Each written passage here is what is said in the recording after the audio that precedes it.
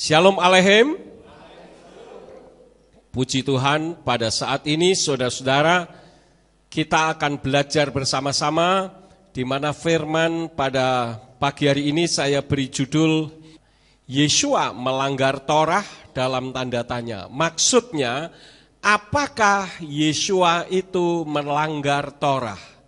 Hal ini penting saudara-saudara, karena jika Yeshua itu melanggar Torah, berarti Yeshua ini bukan Yahweh yang turun ke dalam dunia ini dalam wujud manusia. Untuk itu mari kita akan belajar bersama-sama. Kita buka kitab suci kita di dalam kitab Injil Lukas pasal yang ke-13, ayatnya yang ke-10 sampai ayat yang ke-17. Lukas 13 ayat 10 sampai 17 saya akan baca, perhatikan kitab suci saudara. Dan dia sedang mengajar di dalam salah satu sinagoga pada hari Sabat. Dan tampaklah seorang wanita yang telah 18 tahun memiliki roh kelemahan. Dan dia sampai bungkuk dan tidak dapat berdiri dengan tegak. Dan ketika melihatnya, Yeshua memanggil dan berkata kepadanya, "Hai wanita, engkau telah dibebaskan dari kelemahanmu." Dan dia meletakkan tangan ke atasnya, dan seketika itu juga dia dipulihkan dan dia memuliakan Elohim. Namun sambil menanggapi, pemimpin sinagoga yang telah menjadi marah karena Yeshua telah menyembuhkan pada hari Sabat itu, berkata kepada kerumunan orang itu, "Ada 6 hari yang di dalamnya orang seharusnya bekerja. Karena itu datanglah, biarlah disembuhkan pada hari-hari itu dan jangan pada hari Sabat." Lalu Tuhan menjawab kepadanya dan berkata, "Hai munafik, bukankah setiap orang di antaramu pada hari Sabat melepaskan lembu atau keledainya dari kandang, dan setelah menuntunnya keluar, ia memberinya minum? Dan wanita ini, selaku anak Abraham, yang telah Satan ikat selama 18 tahun, bukankah pada hari Sabat seharusnya dilepaskan dari ikatan ini?" Dan ketika dia mengatakan hal-hal ini, semua orang yang menentang kepadanya dipermalukan, dan seluruh kerumunan orang itu bersukacita atas segala hal yang agung yang telah dilakukan olehnya. Ayat-ayat ini saudara-saudara mengungkapkan tentang satu kejadian pada hari Sabat, di mana pada hari Sabat itu Yeshua membebaskan seorang perempuan yang dikuasai setan cukup lama, dan pada hari itu perempuan itu disembuhkannya. Namun apa yang Yeshua lakukan ternyata disalahartikan oleh pemimpin sinagoga. Kalau sekarang kira-kira gembala sidang, kira-kira begitu. Kita baca ayat yang ke-14, saya akan baca lagi, perhatikan kitab suci saudara. Namun sambil menanggapi, pemimpin sinagoga yang telah menjadi marah karena Yeshua telah menyembuhkan pada hari Sabat itu, berkata kepada kerumunan orang itu, "Ada 6 hari di dalamnya orang seharusnya bekerja. Karena itu datanglah, biarlah disembuhkan pada hari-hari itu dan jangan pada hari Sabat." Jadi menurut pemimpin sinagoga pada saat itu, dia katakan boleh menyembuhkan orang sakit, tetapi jangan pada hari Sabat. Kira-kira begitu saudara-saudara. Oleh karena itulah apa yang Yeshua lakukan itu dianggap melanggar Torah. Nah saudara-saudaraku, apa sih sebetulnya yang ditulis di dalam Torah? Kita akan membuka di dalam kitab Keluaran pasal yang ke-20. Kitab Keluaran pasal yang ke-20. Ayat 8 sampai ayat yang ke-11. Ini saya khususkan hanya yang hari Sabatnya saja. Karena yang dipersalahkan adalah masalah Sabat. Mulai ayat yang ke-8 katakan demikian. Ingatlah akan hari Sabat untuk menguduskannya. 6 hari engkau harus bekerja dan melakukan segala pekerjaanmu. Tetapi hari ke-7 adalah Sabat bagi Yahwe Elohimu.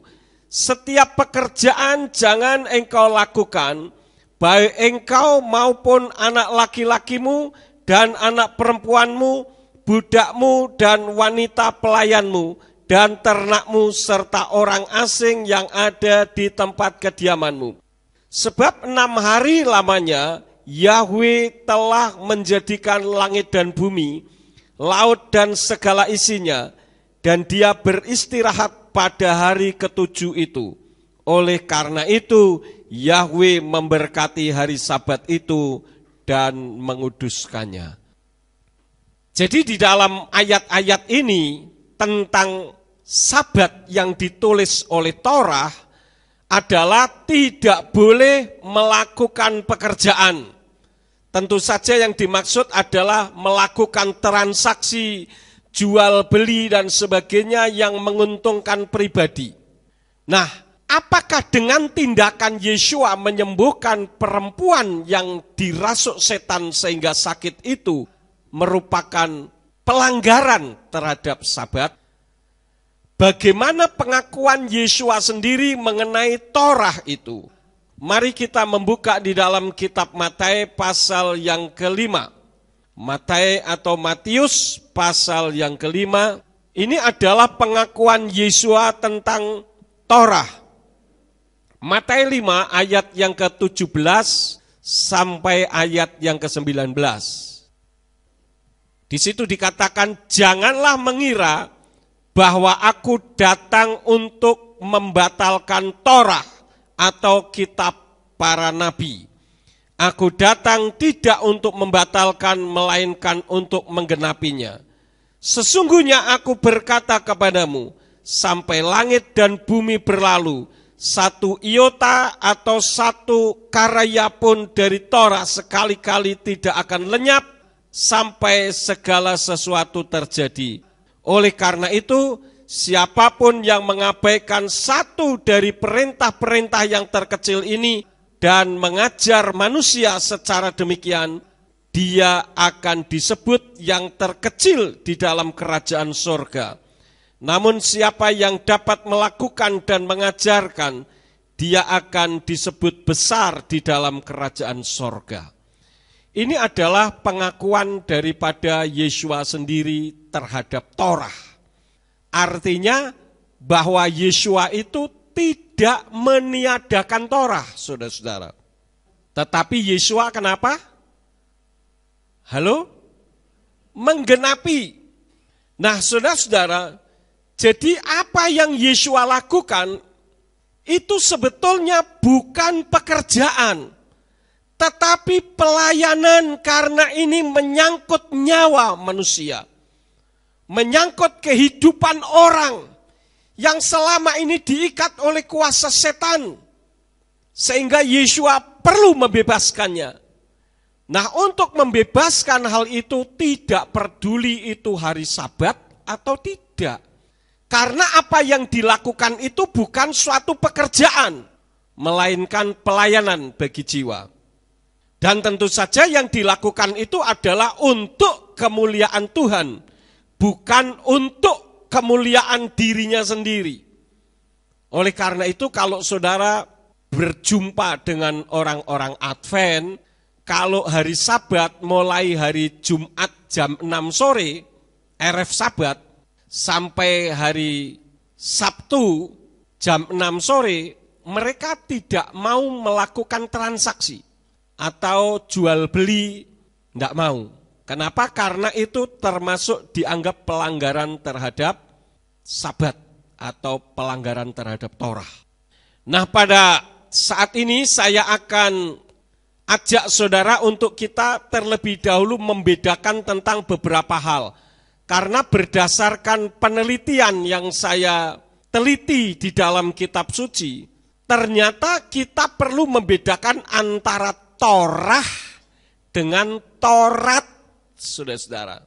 Torah dengan Taurat itu ternyata berbeda. Nah, pada pagi hari ini saya akan menyampaikan bukan hanya Torah dan Taurat, tetapi juga halakah, mitzvot, dan Talmud, supaya kita bisa tahu. Ini adalah istilah-istilah Ibrani yang harus kita pahami sehingga kita bisa tidak mempersalahkan Yeshua ketika Yeshua menyembuhkan perempuan yang dirasuk oleh setan sehingga sakit sampai bungkuk tersebut. Torah, saudara-saudara, itu huruf Ibraninya tau, waw, res, dan huruf belakangnya he. Itu artinya hukum atau pengajaran. Jadi kalau dulu kita punya kitab suci terjemahan dari Yayasan Lembaga Alkitab Indonesia, ada kata hukum Torah, hukum Taurat, itu sebetulnya keliru. Karena Torah itu sendiri artinya hukum atau pengajaran. Jadi ada paradigma yang harus kita ubah saat ini. Karena beberapa waktu yang lalu saya berpikir Torah dengan Taurat itu sama. Ternyata berbeda. Kalau saudara membaca di dalam kamus kitab suci kita, Indonesian Literal Translation, pada halaman terakhir, saudara-saudara, di kamus, saudara bisa lihat, di sana ditulis Taurat, Ibrani Torah, artinya hukum, perintah, atau pengajaran. Ini sebetulnya kurang tepat, saudara-saudara. Karena antara Torah dan Taurat itu harus dibedakan. Kalau kita membaca apa yang tertulis di dalam kamus ini, seolah-olah antara Taurat dengan Torah itu apa? Sama, ya. Dulu saya juga berpikir demikian. Tetapi setelah saya baca di dalam kamus bahasa Ibrani, ternyata berbeda antara Torah dengan Taurat. Yang membedakan hanya satu huruf di belakang. Kalau Torah itu tau, waw, res, dan huruf belakangnya he. Kalau Taurat itu tau, waw, res, dan huruf belakangnya tau lagi. Nah, saya ulang sekali lagi. Torah yang tau, waw, res, he itu artinya hukum atau pengajaran. Yang lebih tepatnya sebetulnya yang disebut Torah adalah yang terkenal dengan istilah The Ten Commandments atau 10 hukum yang diberikan oleh Yahweh, yang ditulis oleh jari-jari Yahweh di dalam 2 loh batu. Itu yang disebut Torah, saudara-saudara. Kemudian ada istilah halakah. Apa itu halakah? Halakah adalah istilah untuk kumpulan hukum Yudaisme dan seringkali juga disebut dengan hukum Yahudi. Itu halakah. Dan di dalam halakah ini termasuk 613 mitzvot dan Talmud. Jadi di halakah itu ada mitzvot dan ada Talmud. Sedangkan halakah itu sendiri adalah istilah untuk kumpulan hukum Yudaisme atau hukum Yahudi, kira-kira begitu.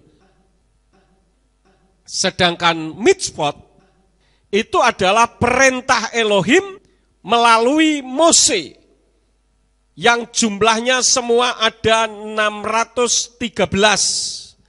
Dan mitzvot ini sering disebut dengan hukum Mose. Beda dengan hukum Yudaisme. Jadi hukum Mose itu ada di dalam hukum Yudaisme.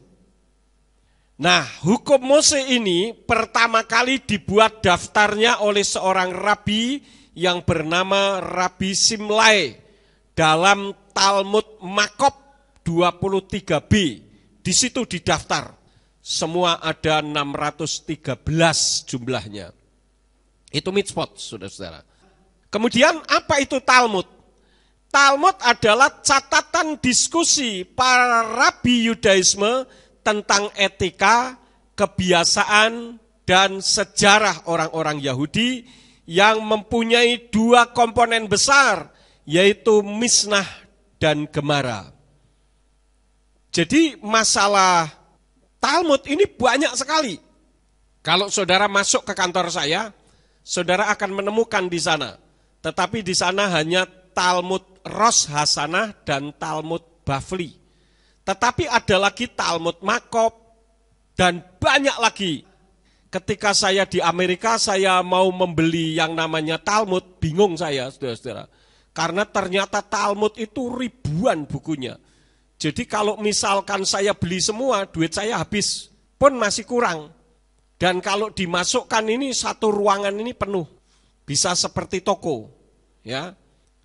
Jadi di sana ini macam-macam, ada Talmud Rosh Hasanah, ada Talmud Bavli, ada Talmud Makkot, dan macam-macam lagi yang lain. Kalau saya sebutkan puyeng juga saya. Karena saya bukan ahli Torah. Dan saya bukan orang Yahudi, jadi tidak perlu mempelajari yang seperti itu. Yang saya pelajari adalah firman Tuhan itu sendiri. Nah, Talmud ini yang adalah catatan diskusi para rabi Yudaisme tentang etika kebiasaan dan sejarah, itu mempunyai dua komponen besar, yaitu Misnah dan Gemara. Apa itu Misnah? Misnah adalah kumpulan lesan hukum Yudaisme yang ditulis. Sedangkan Gemara adalah diskusi Misnah dan tulisan yang terkait dengan Tanaim, atau menguraikan tentang Tanak, atau tentang kitab suci perjanjian lama berbahasa Ibrani. Nah, di dalam Talmud inilah terdapat perintah untuk jangan menyebut nama Yahweh dengan seenaknya saja. Itu nama Yahweh boleh disebut hanya di sinagog.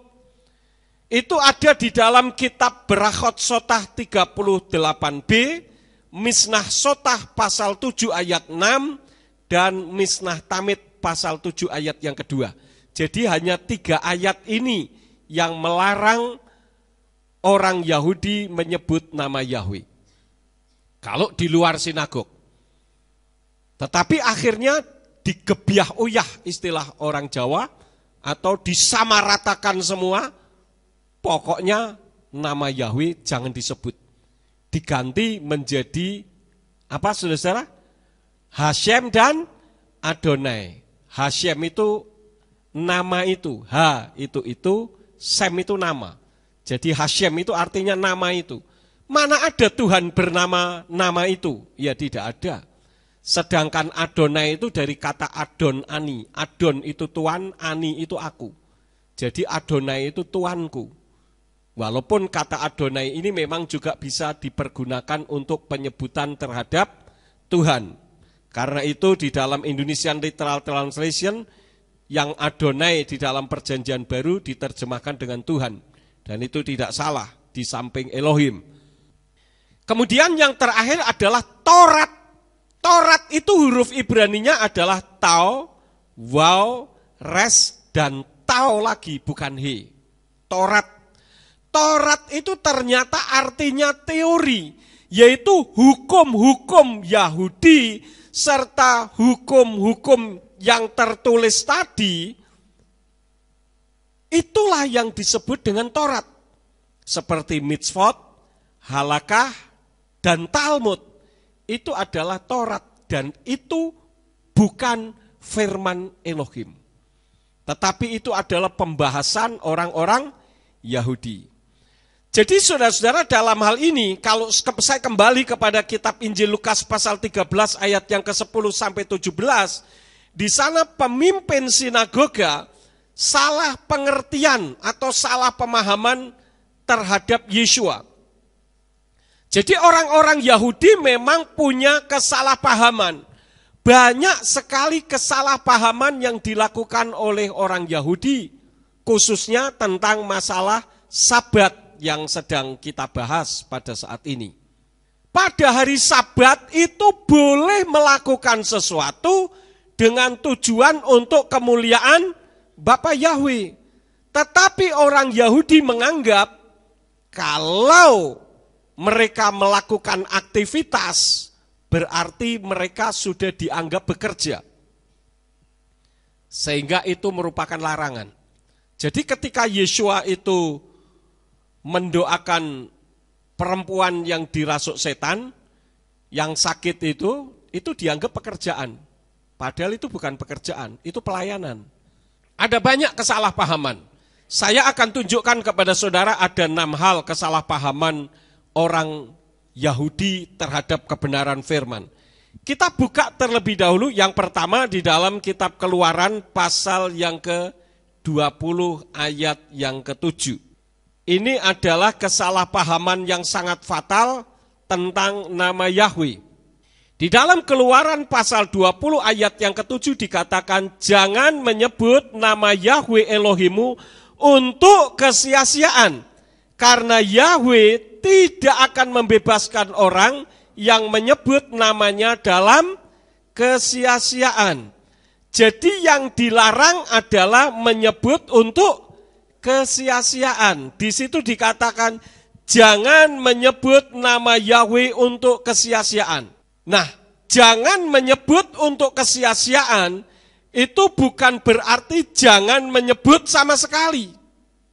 Nah, ini satu kesalahpahaman yang sangat fatal sehingga membuat pada akhirnya nama Yahweh tidak dikenal oleh mereka sendiri. Contohnya bisa kita buka di dalam kitab Hakim-Hakim pasal yang kedua ayat yang ke-10.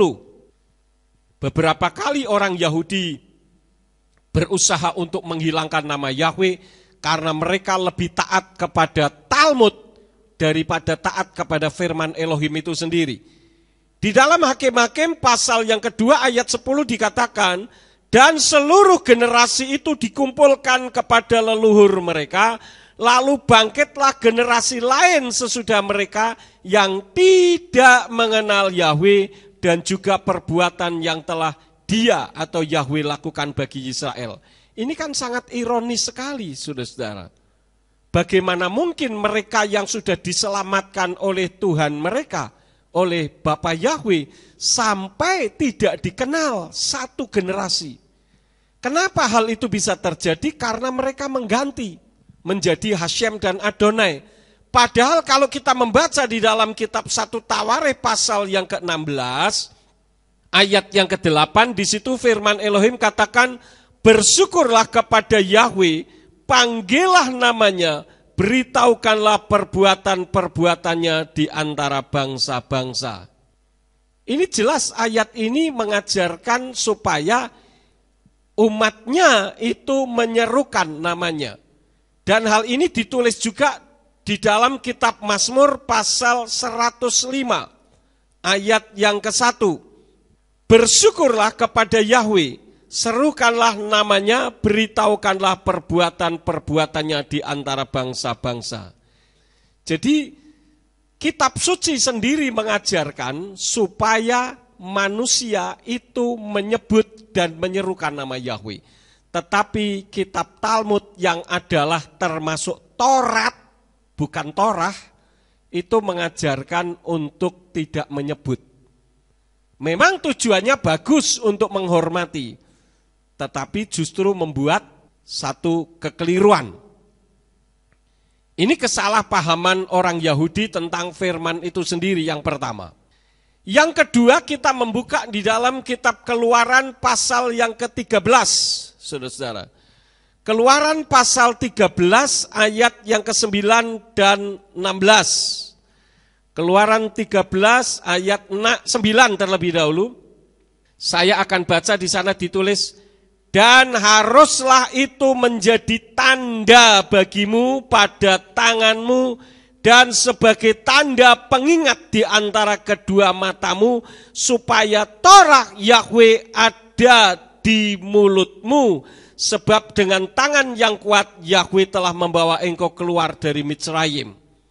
Ayat yang ke-16 dikatakan, dan hal itu harus menjadi tanda pada tanganmu dan pita pada dahimu, karena Yahweh membawa kita keluar dari Mitsrayim dengan kekuatan tangannya. Satu lagi di dalam Ulangan pasal 11. Ulangan 11 ayat 18. Di sana dikatakan, dan kamu harus menaruh perkataan ini di dalam hatimu dan di dalam jiwamu, dan harus mengikatkannya sebagai tanda pada tanganmu dan itu harus menjadi lambang di dahimu. Ini disalahartikan oleh orang Yahudi, di mana Torah itu ditaruh di dahi dan di tangan. Itulah yang disebut dengan tefilin. Seperti apakah tefilin itu? Kita akan lihat gambarnya. Nah, inilah tefilin. Itu di dahi ada kotak hitam, saudara-saudara. Kemudian di tangan ada yang dililit-lilit. Itu berisi perkamen atau Torah. Ini disalahartikan, saudara-saudara. Sebetulnya yang dimaksud oleh Bapa Yahweh supaya Torah itu ada di dahi dan di tangan, di lengan kita. Artinya apa yang kita pikirkan di dalam kehidupan setiap hari, biarlah semua pikiran itu untuk kemuliaan Bapa Yahweh. Kemudian apa yang kita kerjakan dengan tangan kita, itu pun untuk kemuliaan Bapa Yahweh. Artinya kalau tangan kita itu diperintahkan untuk melakukan sesuatu yang bisa memuliakan Bapa Yahweh, ya kalau bekerja dengan jujur. Itu artinya. Tetapi orang Yahudi salah pengertian, sehingga dibuatlah kotak hitam yang disebut tefilin itu, yang ada di dahi dan yang ada di lengan itu, yang ada di sini, ya. Tefilin itu kotak kulit hitam berisi Torah. Seringkali tefilin ini juga disebut dengan pilakteris. Ini tefilin. Nah, tefilin itu ada dua. Kalau saudara lihat itu di gambar, yang di dahi itu namanya tefilin selros. Ros itu kepala, ya sebetulnya. Itu adalah tefilin yang dililitkan di dahi. Kemudian yang dililitkan di lengan dan sampai ke jari itu disebut dengan tefilin selyet. Itu yang dililitkan di tangan dan di antara jari. Sebetulnya yang Bapa Yahweh maksudkan bukan begini, bukan. Tetapi ini diterjemahkan secara letterlek, diterjemahkan hurufiah, sehingga mereka membuat seperti itu. Cuman sayangnya yang diucapkan, yang Torah harus selalu ada di mulutmu, mereka tidak jabarkan hal yang sama. Kalau mereka jabarkan yang sama, mungkin ditaruh di mulut juga kali, saudara-saudara, ya. Kita tidak tahu apa yang mereka lakukan. Tetapi sebetulnya ini merupakan kesalahpahaman orang Yahudi terhadap Torah itu sendiri. Saudara sudah memahami ini, yang dimaksudkan Torah ditaruh di dahi dan di lengan? Ya, itu yang kedua. Yang ketiga, kita membuka di dalam kitab Ulangan pasal yang ke-6. Ulangan pasal yang ke-6 ayat 4 sampai ayat yang ke-9. Saya akan baca, demikian bunyinya. Dengarlah hai Israel, Yahweh Elohim kita, Yahweh itu Echad. Kasihilah Yahweh Elohimmu dengan segenap hatimu dan dengan segenap jiwamu dan dengan segenap kekuatanmu. Dan perintah-perintah yang aku perintahkan kepadamu hari ini, camkanlah di dalam hatimu.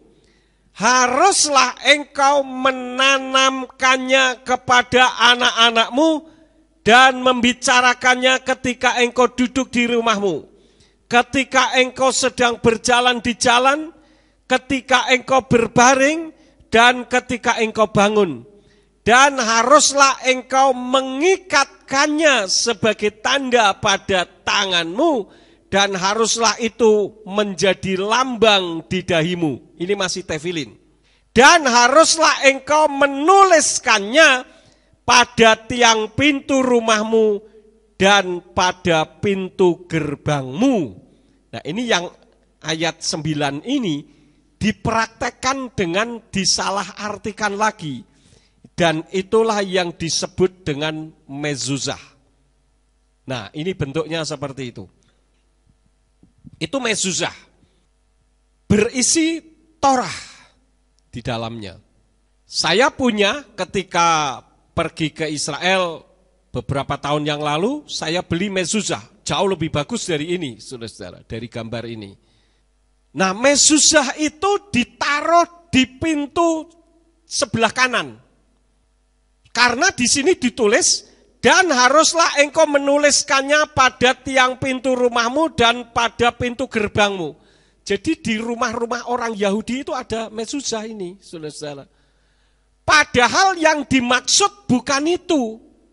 Tetapi ketika kita keluar dari pintu rumah kita, ketika masuk ke pintu rumah kita, selalu diberkati oleh Bapa Yahweh. Karena itu Mose ketika memberikan doa berkat dikatakan apa? Diberkatilah ketika engkau keluar, diberkatilah engkau ketika masuk. Ya, kan doa berkat kita kan seperti itu. Yang dimaksud seperti itu, bukan ditempel seperti itu yang ada di tiang-tiang pintu. Mezuzah itu sendiri artinya tiang pintu. Dan itu ada aturannya. Dipasang di sisi kanan setinggi bahu manusia dewasa. Jadi sekitar ini, setingginya sih enggak boleh. Tinggi sekali enggak boleh. Tujuannya apa? Supaya ketika lewat, kita ngelirik sedikit gitu loh. Oh, ini ada Torah yang selalu memberkati kita. Sebetulnya bukan begitu maksud Tuhan. Ya, itu yang dilakukan dengan mezuzah. Termasuk tadi tefilin, itu ndak asal sembarangan saudara, asal main ikat-ikat begitu saja, ndak bisa. Itu ada aturan cara mengikatnya. Saya ndak mau dibuat ribet dengan tefilin ini. Karena saya bukan orang Yahudi. Kalau orang Yahudi mau melakukan itu ya biar-biar saja. Ya, itu hak mereka. Tetapi yang dimaksud adalah kalau kita melakukan aktivitas dengan kedua belah tangan kita ini, maka apa yang kita kerjakan dengan tangan kita itu untuk kemuliaan Bapa Yahweh. Kira-kira begitu. Ya. Jadi itu jangan sembarangan saudara, pokoknya diketik gitu, enggak, itu ada aturannya. Ya. Saya pernah membaca bagaimana cara mengikatnya, tapi karena saya enggak pakai itu jadi enggak perlu saya hafalkan. Nah, tentang mezuzah ini saudara-saudara, kalau orang Yahudi yang ada di Israel sana, dia menaruhnya berdiri begini. Ya. Tetapi kalau Yahudi Askenas atau Yahudi dari Eropa, itu pasangnya agak miring. Ya. Jadi kalau itu lurus tuh yang digambar itu ya. Sudah lihat di gambar, itu lurus. Tetapi kalau yang orang Askenas itu dimiringkan sedikit. Kira-kira miring berapa derajat tuh ya. Pokoknya miring lah. Saya enggak tahu, jangan-jangan nanti miringnya berapa derajat juga ada aturannya, nanti saya salah lagi ngomong. Ya. Itu tentang mezuzah yang ketiga. Sekarang yang keempat, itu yang disebut dengan yad. Apa itu yad? Nah, yad itu gambarnya seperti ini. Saya pun punya, saudara-saudara. Yad itu adalah Torah pointer. Jadi kalau orang Yahudi membaca Torah, itu tidak boleh pakai tangan begini, ya. Kenapa? Asumsi mereka dilarang menunjuk-nunjuk Yahweh. Padahal itu kan huruf, bukan pribadi. Betul enggak? Kalau kita membaca Shema Yisrael, Yahweh Eloheinu, Yahweh Echad, itu kan huruf yang kita baca, bukan pribadi. Tetapi orang Yahudi begitu. Ya ini memang orang Yahudi itu pinter, ya. Tapi saking pinternya kadang jadi keblinger. Mereka berpikir tidak boleh menunjuk-nunjuk Yahweh. Karena itu perlu pakai yad ini. Ya. Saya juga punya yad. Saya tidak tahu apakah saya pernah tunjukkan kepada saudara.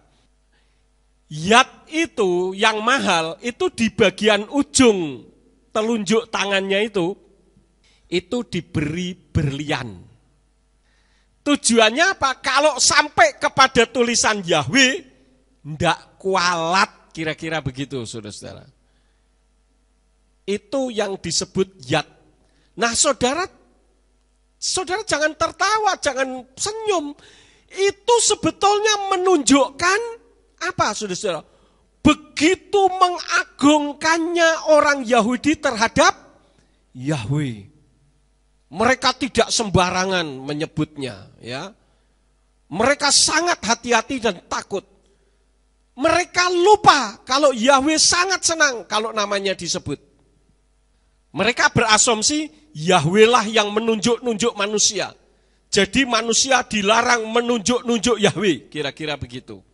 Inilah yang disebut Yat, seperti yang ada di gambar ini. Ya, Yat punya saya lebih bagus dari ini. Waktu saya beli di sana, ada yang mahal, saudara-saudara.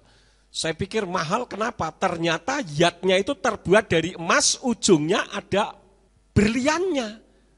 Wih, hanya untuk nunjuk nama Yahweh saja sampai begitu. Ya, ini macam-macam bentuknya, itu ada yang gambar ukir-ukiran dan sebagainya. Kalau ini ukir-ukurannya kan simetris ya. Itu ada yang tidak simetris, bagus-bagus. Saudara bisa lihat di internet, saudara masuk ke Google, saudara masuk bagian gambar-gambar, saudara ketik saja Yat, YAD, Yankee Alpha Delta, Yat. Maka nanti akan muncul itu semua gambar-gambar Yat macam-macam. Nah, itu kesalahan yang keempat, kesalahpahaman. Yang kelima adalah masalah Sabat yang sedang kita bicarakan saat ini. Sabat itu adalah hari bagi Bapa Yahweh. Memang orang Yahudi tidak boleh untuk melakukan jual beli yang membawa keuntungan pribadi. Karena orang Yahudi itu gila kerja. Akibat dari mereka ketika mau keluar dari Mitsrayim, diperintahkan oleh Farao atau Firaun supaya membuat batu bata, tetapi tidak diberi jerami. Kalau hasilnya kurang, mereka akan dianiaya oleh orang-orang Mitsrayim, orang-orang Mesir. Maka mereka jadi melupakan firman Yahweh melalui Mose. Sehingga mereka kerja. Maka ketika mereka dikeluarkan dari Mitsrayim, tujuan Bapa Yahweh mengeluarkan mereka adalah untuk supaya mereka beribadah kepada Tuhan. Ada banyak ayat-ayat yang mengungkapkan, biarkanlah umatku pergi supaya mereka beribadah kepadaku. Itu tertulis banyak sekali. Tetapi ternyata setelah mereka keluar, mereka tidak beribadah kepada Bapa Yahweh. Mereka bekerja terus, maka Yahweh marah. Kalau engkau tidak mengkuduskan hari Sabat. Hari Sabat itu artinya hari perhentian. Memang Sabat itu adalah Sabtu artinya. Nanti kita akan sampai ke situ. Tetapi makna dari Sabat itu adalah hari perhentian. Artinya kita harus menyediakan waktu bagi Bapa Yahweh. Berhentilah dari pekerjaan kita. Ya. Sebetulnya kalau kita misalkan di dalam kehidupan setiap hari, kita ini terus bekerja, kita tidak beribadah kepada Tuhan, saking sayangnya Tuhan kepada kita, Tuhan izinkan setan menyerang kita. Sehingga kita bisa mengalami sakit. Nah, kalau kita sudah sakit, duit yang kita kumpulkan larinya kemana? Ke dokter. Habis lagi juga, saudara-saudara. Nah, daripada duit saudara diberikan dokter, kan lebih baik saudara pergi ke gereja, beribadah. Karena memang manusia dirancang Tuhan 6 hari untuk bekerja, 1 hari untuk beristirahat. 24 jam saudara harus bisa bekerja dan istirahat dalam 24 jam itu paling tidak 8 jam istirahat. Jadi kalau orang yang kurang istirahatnya, tidurnya kurang, itu mesti timbul banyak penyakit. Biasanya apa? Tekanan darahnya naik, emosinya naik, semua serba naik. Ya, kolesterolnya juga naik. Kenapa? Karena tidak ada waktu untuk istirahat. Padahal ketika seseorang tidur, itu sel-sel yang rusak karena sudah digunakan dalam seharian, itu dipulihkan, saudara-saudara. Tetapi kalau orang yang bekerja terus, bisa orang tidur sambil bekerja? Bisa. Ketika orang memendam amarah di dalam hatinya, orang itu kelihatannya tidur fisiknya, tetapi sebetulnya jiwanya tidak tidur. Ya, jiwanya kerja terus, penuh dengan kejengkelan. Makanya timbul penyakit. Itulah sebabnya Yeshua katakan, apabila engkau marah kepada seseorang, jangan sampai matahari terbenam. Tujuannya apa? Supaya nanti ketika matahari terbenam, saudara beristirahat, saudara bisa beristirahat dengan damai sejahtera, tidur bisa nyenyak, mimpinya macam-macam. Tapi mimpi yang bagus-bagus, kira-kira begitu ya. Jangan mimpinya berantem melulu, tidur pun masih berantem, saudara-saudara. Kenapa? Karena tidak ada waktu istirahat. Marah terus bawaannya. Kalau ketemu orang nggak pernah senyum. Ya. Selalu wajahnya itu serius terus gitu. Coba saudara lihat samping saudara, senyum enggak sih itu? Senyum ya, puji Tuhan. Kalau enggak senyum, senggol. Hei, senyum. Gitu saudara-saudara. Itu tentang Sabat. Jadi apa yang Yeshua lakukan itu disalahartikan. Jadi Yeshua melanggar Sabat atau melanggar Torah enggak, saudara-saudara? Tidak. Bagaimana mungkin dia melanggar Torah? Karena Torah itu ditulis oleh Bapa Yahweh, sedangkan Yeshua adalah Yahweh itu sendiri yang dalam wujud manusia. Ini kesalahpahaman yang kelima. Kesalahpahaman yang keenam adalah orang-orang Yahudi menolak Yeshua sebagai Sang Mesias. Ini kesalahan fatal juga, saudara-saudara. Nah, kesalahan fatal bagi orang-orang Goyim atau seperti kita yang bukan orang Yahudi, justru menolak Yahweh. Mereka selalu mengidentifikasi kalau menyebut Yahweh berarti saksi Yehuwa. Bukan. Saksi Yehuwa itu sama dengan mereka yang tidak menyebut Yahweh tetapi menyebut nama sesembahan lain. Karena sama-sama menggunakan nama sesembahan lain. Sedangkan kita kan tidak. Jadi sekali lagi saya tekankan bahwa apa yang Yeshua lakukan sama sekali tidak melanggar Sabat. Jadi bedakan antara pekerjaan dan pelayanan. Mereka berpikir hari Sabat itu dilarang menyembuhkan orang, tetapi mereka ini dikatakan oleh Yeshua munafik. Kenapa? Karena mereka memberi makan hewan. Nah lucu, hari Sabat dilarang menyembuhkan orang, tetapi memberi makan hewan diperbolehkan. Ini kan aneh.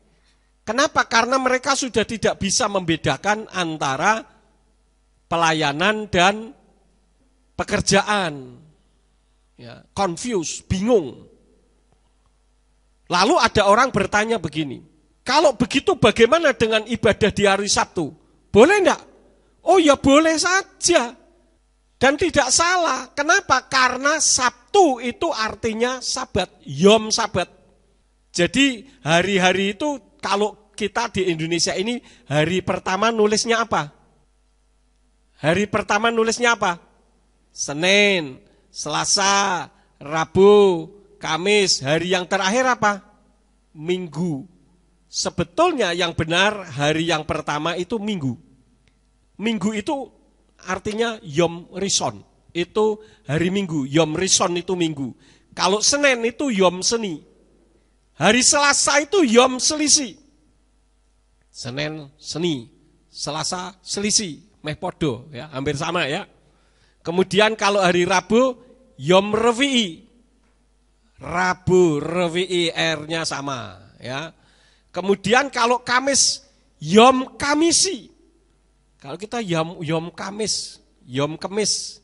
Ya. Kalau hari Kamis itu Yom Kamisi. Kalau hari Jumat itu Yom Sisi. Kalau hari Sabtu Yom Sabat. Kesalahan bagi orang-orang yang sudah menerima Bapa Yahweh dan mereka menekankan harus hari Sabat adalah mereka menganggap ibadah hari Minggu itu beribadah kepada dewa matahari. Saya pernah ditanya begini, Pak Yakob, di tempat Bapak ibadahnya hari Sabtu atau hari Minggu? Saya bilang hari Sabat ada, tapi RF-nya, jadi Jumat sore, jam 6, itu RF Sabat. Kemudian Minggu juga ada ibadah. Loh, lah kok masih ibadah hari Minggu? Gimana toh? Wong ngerti firman kok ibadah hari Minggu? Lah saya tanya, loh kenapa kalau ibadah hari Minggu memangnya? Pak Yakub tahu enggak? Hari Minggu itu bahasa Inggrisnya apa? Saya bilang Sunday. Sun itu bahasa Inggrisnya apa? Matahari. Bahasa Indonesianya. D, hari. Nah, jadi Sunday itu hari dewa matahari. Jadi kalau Pak Yakub ibadah hari Minggu, berarti Pak Yakub ini sedang merayakan dewa matahari. Oh, saya bilang begitu. Nah sekarang saya mau tanya, Anda kan ibadahnya menekankan harus hari Sabtu. Saya katakan tidak salah ibadah hari Sabtu. Dan saya katakan bahwa semua hari diciptakan Tuhan itu baik adanya. Kenapa di dalam kitab suci ini ditekankan harus hari Sabat? Karena pada hari Sabat, hari perhentian, mereka tidak menyediakan waktu untuk berhenti bagi Bapa Yahweh. Maka Yahweh marah sehingga kalau yang tidak mau ibadah hari Sabtu, dirajam dengan batu, kira-kira begitu. Lalu kenapa kok sekarang bisa berubah ke hari-hari yang lain? Ini ada pelajaran firman tersendiri. Kalau tidak salah saya dulu pernah menyampaikan kepada saudara tentang masalah ini. Ya, nah saya bilang oke, kalau hari Minggu itu dianggap hari dewa matahari, saya akan terangkan sedikit tentang masalah hari ini. Memang saudara-saudara, Sunday itu merupakan hari Minggu, yaitu untuk menyenangkan dewa matahari dari kata dies solis, yaitu dewa matahari bangsa Teotonik. Tetapi hari Senin, hari Selasa, hari Rabu semua juga merupakan hari-hari untuk menyenangkan dewa. Kalau hari Senin itu dari kata dies lunae, itu bahasa Inggrisnya Monday. Man itu apa? Bulan. D, hari. Jadi untuk menyenangkan dewa bulan. Bukan dewa matahari tapi dewa bulan karena Senin. Kemudian kalau yang Selasa, itu dari kata diu, itu adalah untuk menyenangkan dewa hukumnya bangsa Teotonik. Sedangkan kalau hari Rabu atau Wednesday itu adalah untuk menyenangkan dewa utama bangsa Teotonik, yaitu dari kata Wooden. Wooden ini adalah dewa utama bangsa Teotonik. Ya. Kemudian untuk Kamis. Kamis itu adalah untuk menyenangkan dewa perangnya bangsa Teotonik, yaitu dewa Thor, yang bawanya kayak apa ya, kalau film yang pakai godam itu apa namanya sih? Ya Thor lah gitu ya. Kemudian kalau hari Jumat itu Friday, itu untuk menyenangkan dewi cintanya bangsa Teotonik dari kata Fria, itu adalah dewa Fria, dewa cintanya bangsa Teotonik. Kalau Thor itu dewa perang, saudara-saudara. Nah kalau Sabtu itu dari kata Saturday, itu untuk menyenangkan dewa pertanian bangsa Teotonik dari dewa Saturnus. Dewa Saturnus ini bagi bangsa Teotonik itu adalah dewa pertanian. Jadi setiap hari itu sudah dipergunakan untuk menyenangkan dewa-dewa. Tetapi kan kita tidak sedang menyenangkan dewa, betul enggak? Kita ini sedang mengagungkan Bapa Yahweh. Lalu ditekankan, kenapa enggak hari Sabtu? Lah hari Sabtu masih pada bekerja. Bagaimana? Ya kalau yang bisa, boleh, enggak salah. Karena itu di Gereja Pemulihan Firman, saya larang, dan ini menjadi larangan keras, untuk menekankan hari-hari tertentu, harus Sabtu, harus Minggu, tidak ada. Saya pernah berbicara kepada para pemimpin, gembala-gembala sidang Gereja Pemulihan Firman, saya bilang untuk masalah hari ini jangan dipermasalahkan. Kalau ada yang mulai mempermasalahkan, lebih baik keluar saja dari Gereja Pemulihan Firman. Karena dasar saya itu kitab suci. Ya, jadi kita harus tahu esensinya bagaimana. Nah, saudara-saudara, tentang masalah Sabat ini, Yesua pernah dipersalahkan. Kita lihat lagi di dalam kitab Injil Lukas, pasal yang ke-6 ayat 1 sampai ayat yang ke-5.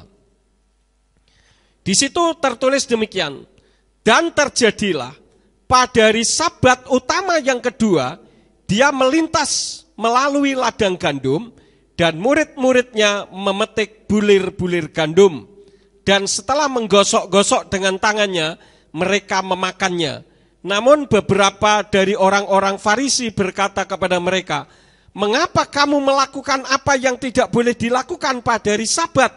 Dan sambil menanggapi, Yesua berkata kepada mereka, tidak pernahkah kamu membaca ini? Daud melakukan apa ketika dia dan orang-orang yang ada bersamanya lapar?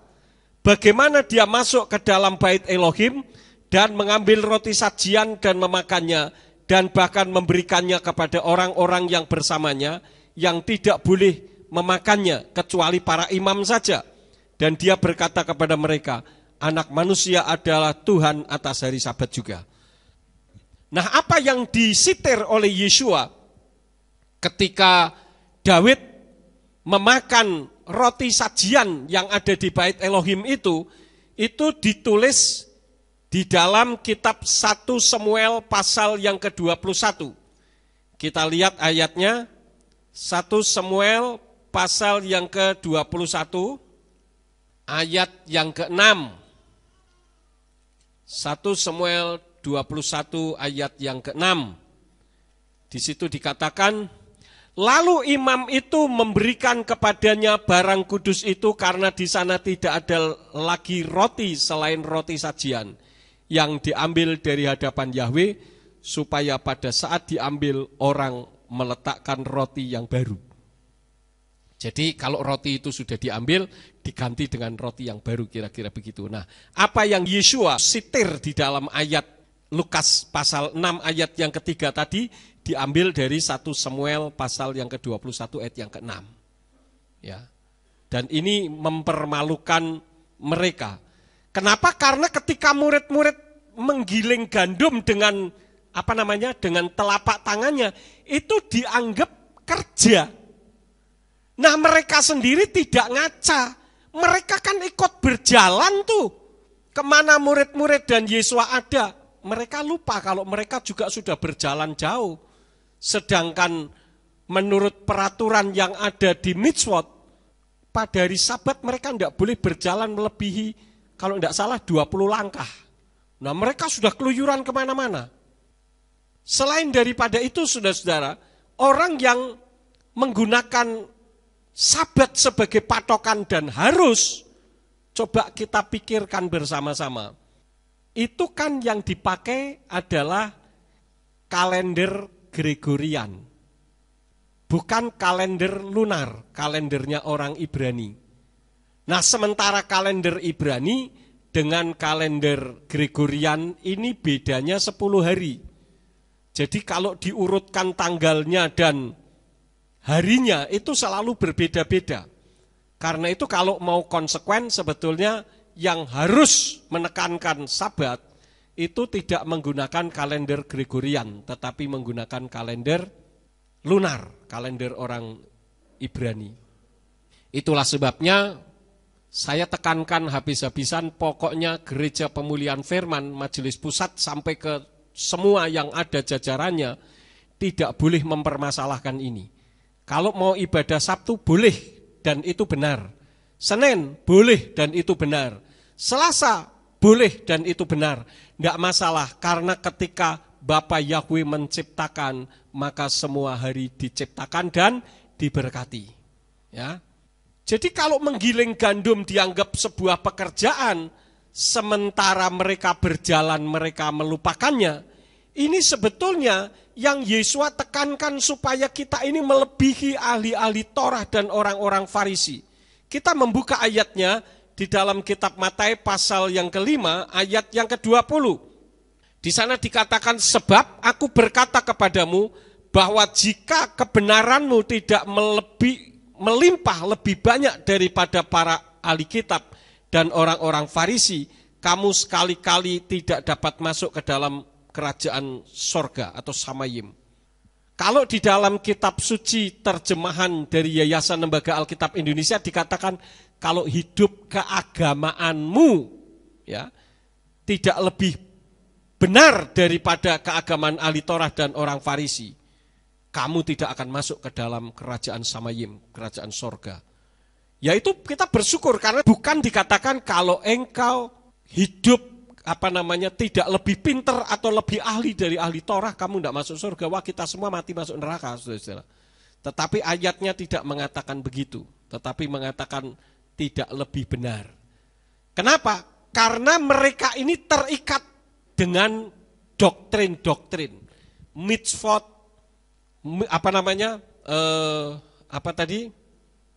Talmud, halakah, itu yang sudah mengikat mereka.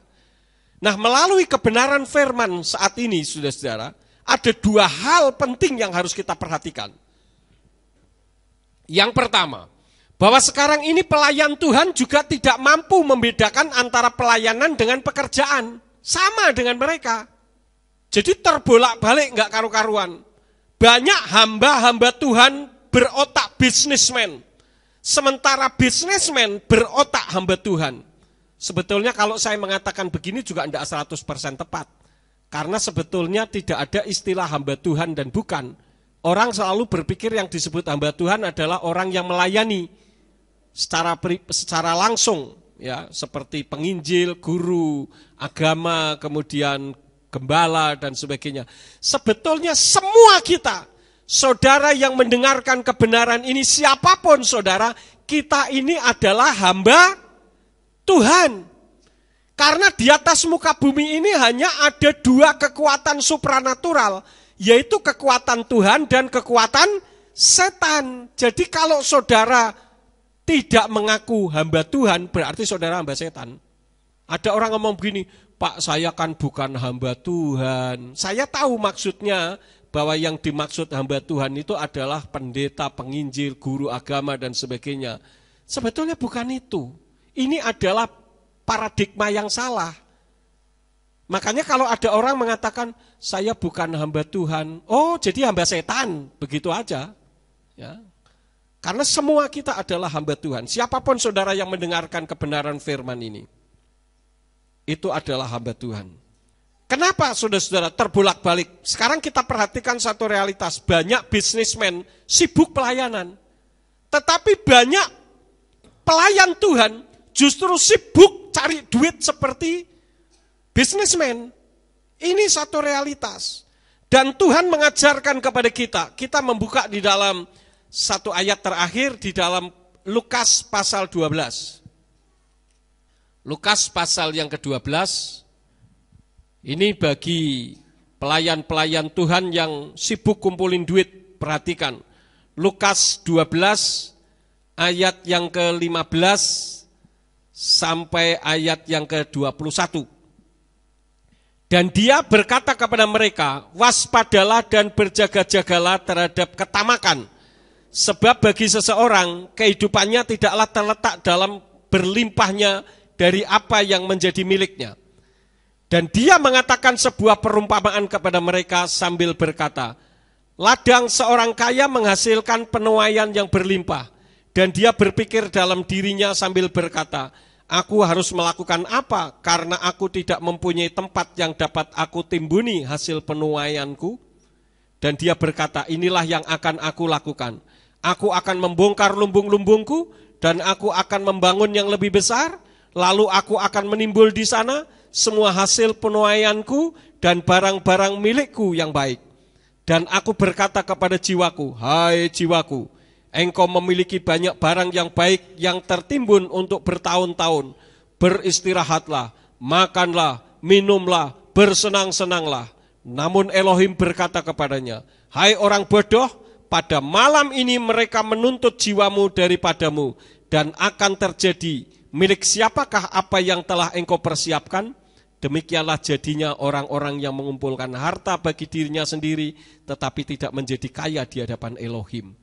Ini yang sekarang sedang terjadi. Banyak pemimpin-pemimpin gereja sekarang ini berupaya untuk menimbun harta bagi dirinya sendiri.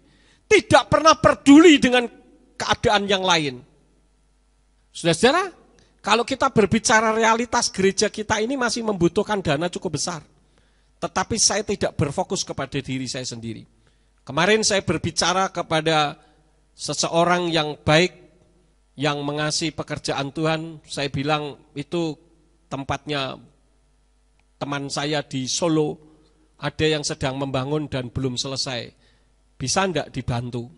Kemarin beliau yang teman rekan kita dari Solo, ya, dia kirim SMS ke saya. Dia bilang, puji Tuhan Pak, saya dapat transferan 50 juta. Ya, saya bilang, ya terima saja itu puji Tuhan. Memang itu dari si A yang saya sudah rekomendasikan dan nanti akan ditambah lagi, separuh lagi, supaya gerejanya selesai. Ya.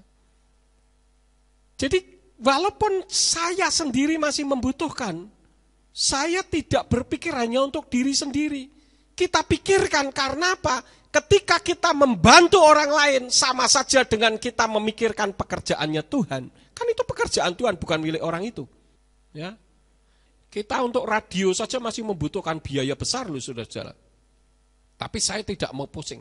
Saya yakin Bapak Yahweh pasti akan menyediakan. Karena kita berjuang mati-matian. Kita perjuangkan ini tujuannya apa? Supaya darah orang-orang khususnya di daerah Ambarawa ini tidak ditanggungan lagi atas kita. Karena firman sudah menyebar kepada mereka. Ini satu kekeliruan.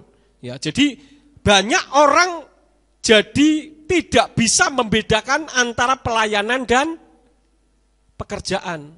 Karena itu kalau ada orang tanya, Pak Yakub pekerjaannya apa?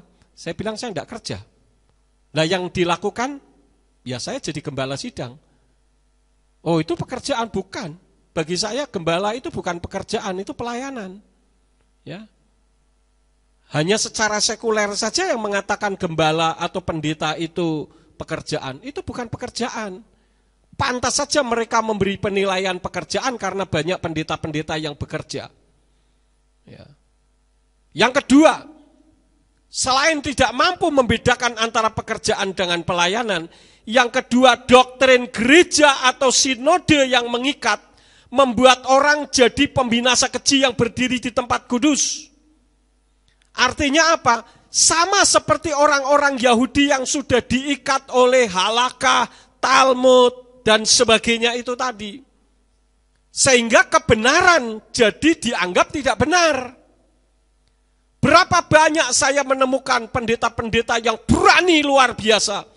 Tetapi kalau sudah berbicara soal nama Yahweh, banyak pendeta pemberani jadi pengecut dan cari alasan agar tidak dipecat atau cari aman. Ini artinya roh agamawi itu lebih diutamakan. Orang tidak berani ambil resiko. Seperti orang Yahudi tadi, ketika Yesua menyembuhkan orang sakit dianggap itu satu pekerjaan. Padahal itu pelayanan. Kenapa bisa seperti itu? Karena otak mereka itu sudah diikat dengan doktrin-doktrin tadi. Baik halakah, mitzvot, Talmud, misnah gemara dan sebagainya. Jadi apa ya? Sudah diikat Taurat, bukan Torah lagi. Dan ini berbahaya. Oleh karena itu melalui kesempatan ini saya ingin menyampaikan kepada saudara, lebih taat peraturan manusia, institusi duniawi, atau kita lebih taat kepada firman Tuhan. Memang orang Yahudi itu lebih ahli soal Talmud, soal halakha, soal mitzvot, ahli. Sampai kepala mereka botak, rambutnya putih dan sebagainya. Tetapi mereka justru tidak ngerti firman Tuhan itu sendiri, yang adalah sumber daripada Taurat itu. Paham saudara-saudara? Berapa banyak orang sudah tahu kebenaran, mereka takut untuk datang ibadah di tempat ini. Beberapa waktu yang lalu pernah ada satu keluarga datang ke tempat ini. Begitu tahu datang ke tempat ini dikeroyok. Beberapa temannya datang ke rumahnya. Mereka bilang, kamu mau pindah gereja? Boleh. Cuman jangan ke tempat Pak Yakub. saya tidak rela kalau kamu ibadah di sana. Wah, takut, tidak jadi, sekarang hilang lagi. Ya, jadi orang lebih takut kepada manusia daripada takut kepada Tuhan. Kalau saya no way. Ya. Dulu badan kerjasama antar gereja mau macam-macam sama saya. Saya hadapi mereka, memang siapa? Badan kerjasama antar gereja itu bukan polisi saya. Polisi saya adalah Bapak Yahweh di dalam Yeshua HaMashiach. Tidak masalah. Ya. Ada orang mengatakan, loh kalau nggak ikut badan kerjasama antar gereja kan kita sesat. Siapa bilang? Memang badan kerjasama antar gereja apa? Itu kan hanya paguyuban saja. Supaya nggak ribut. Ya saya mau ikut, asal ada deal dulu. Ya, oke lah kita kumpul. Ya, saya nggak sebut Yahweh, oke, no problem, demi untuk persatuan. Tetapi mereka juga jangan sebut-sebut nama sesembahan lain. Jadi adil di tengah-tengah. Kalau mereka mau seenaknya sendiri sebut-sebut nama Tuhan, sorry ya, ini tempat tidak boleh lagi ada nama sesembahan lain yang diagungkan di sini. Jadi lebih baik kita jalan sendiri. Lebih baik jalan sendiri kita masuk surga daripada jalan rame-rame masuknya nggak tahu kemana-mana. Ya, oleh karena itu kita harus berani menghadapi ketidakbenaran. Nah, inilah firman yang saya sampaikan kepada saudara pagi ini yang menekankan bahwa Yeshua tidak melanggar Torah. Yeshua adalah penggenap Torah. Amin buat firman Elohim. Mari kita bangkit berdiri bersama-sama.